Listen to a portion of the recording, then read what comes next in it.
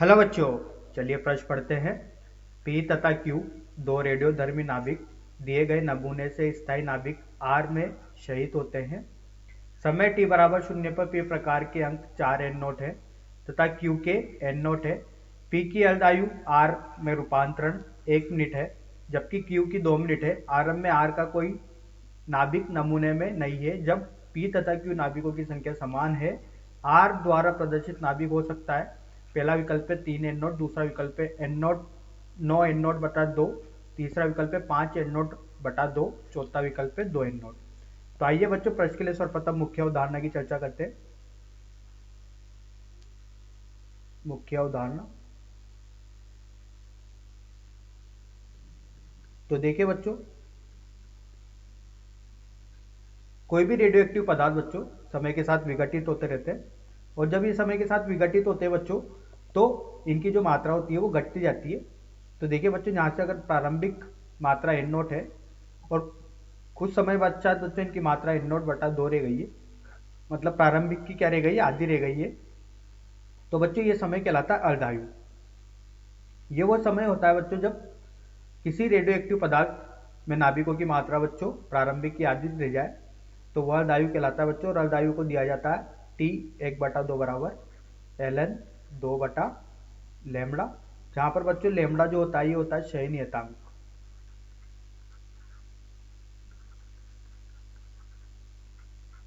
तो देखिए बच्चों, यहां से वैज्ञानिक रदरफोर्ड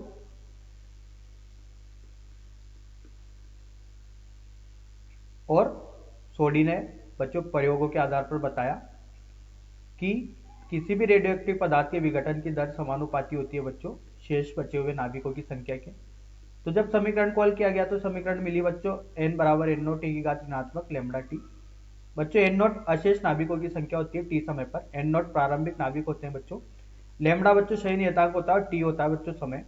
अब देखिए बच्चों, अगर बात की जाए कि एन जो है वो अगर अर्धायु की संख्या है, मतलब एन अर्धायु गुजर चुके हैं, तो एन अर्धायु अगर गुजर चुके हैं तो बच्चों इस समीकरण जो अशेष नाभिक बचे हुए होते हैं, तो इस समीकरण को बच्चों लिखा जाता है एन बराबर एन नोट 1/2 की घात एन से। एन अर्धायु की संख्या होती है बच्चों, और एन को प्रदर्शित किया जा सकता है टी बटा अर्धायु से।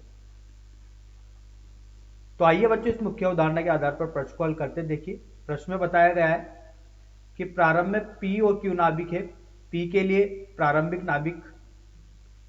नाभिक बताए गए हैं। पी के लिए ये बताए गए हैं बच्चों 4 एन नोट, और क्यू के लिए बताए गए हैं बच्चों एन नोट।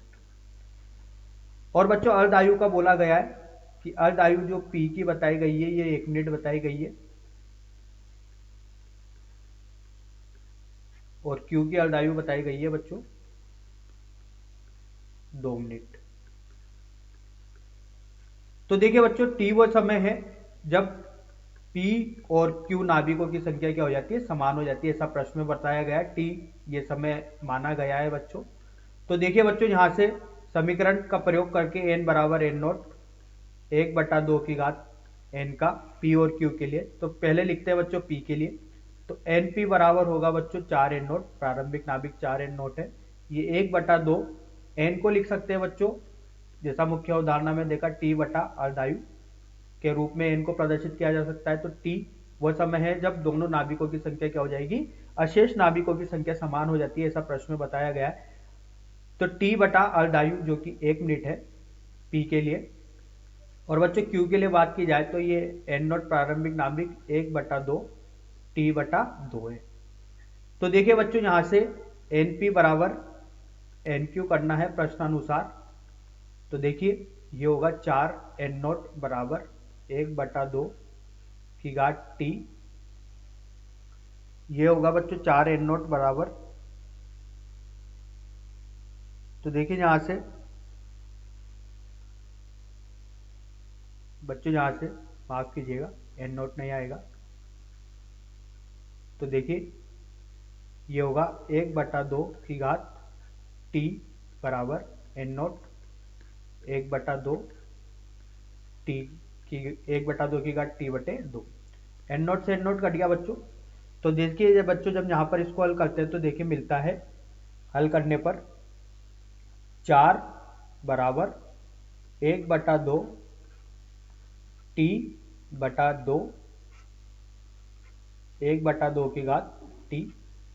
तो देखिए यहाँ से ये 2 का वर्ग हो जाएगा 4, जो कि बच्चों इसको लिख सकते हैं 1/2। जब ये ऊपर जाके आएगा तो यहाँ पर बचेगा ऋणात्मक t/2 घात में। तो बच्चों यहाँ से ये हो जाएगा 2 का वर्ग बराबर, हल करने पर मिलता है बच्चों 2 t/2। इसको ऊपर ले जाएंगे तो बच्चों ये ऋणात्मक चिन्ह हट जाएगा। तो t/2 बराबर बच्चों आधार समान है तो घातें बराबर हो जाएगी, ये हो जाएगा 2, तो t बराबर हो जाएगा बच्चों 4 मिनट। तो बच्चों t ये वो समय है जब अर्ध आयु जो p के लिए 1 मिनट और q के लिए 2 मिनट दी गई थी, तो नाभिकों की संख्या क्या हो गई है बच्चों, समान हो गई है। तो वो कौन सा समय है बच्चों, ये वो समय है 4 मिनट जब np और nq जो नाभिक दिए गए हैं बच्चों, इन नाभिकों की संख्या क्या हो गई है बच्चों, समान हो गई है। अब बच्चों देखिए आगे बात की जाए तो t बराबर 4 मिनट पर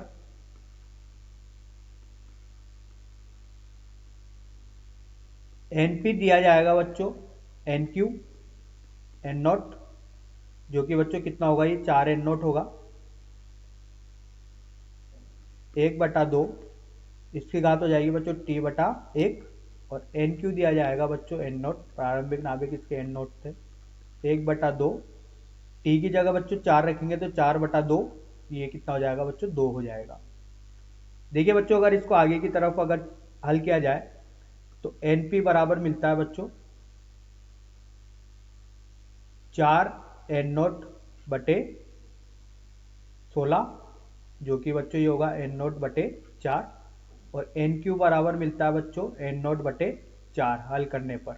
अब देखिए बच्चों t बराबर 4 सेकंड पर नाभिकों की संख्या बराबर हो गई है बच्चों, ये आपको यहाँ से भी ज्ञात हो गया है, जो n0/4 आया है, दोनों की t समय बाद नाभिकों की अशेष बचे नाभिकों की संख्या n0/4 आई है। तो देखिए बच्चों अगर r के रूप में अगर इसको प्रदर्शित करना है और कितने नाभिक बचे हैं, तो प्रारंभिक नाभिक 4 n0 थे p के लिए, इसमें से बच्चों घटा देंगे n0/4। इसी तरीके से बच्चों अगर q के लिए बात की जाए तो ये n0 थे, इसमें से घटा देंगे n0/4। तो देखिए जिन यहाँ से r का मान आएगा, r के रूप में रूपांतरण करना है जो नाभिक बचे हुए हैं, तो ये होगा 16 n0 ऋण n0/4 धन 4 n0 ऋण n0/4। 4 लसा पर लिया बच्चों, तो हल करने पर बच्चों r का मान मिल रहा है 9 n0/2।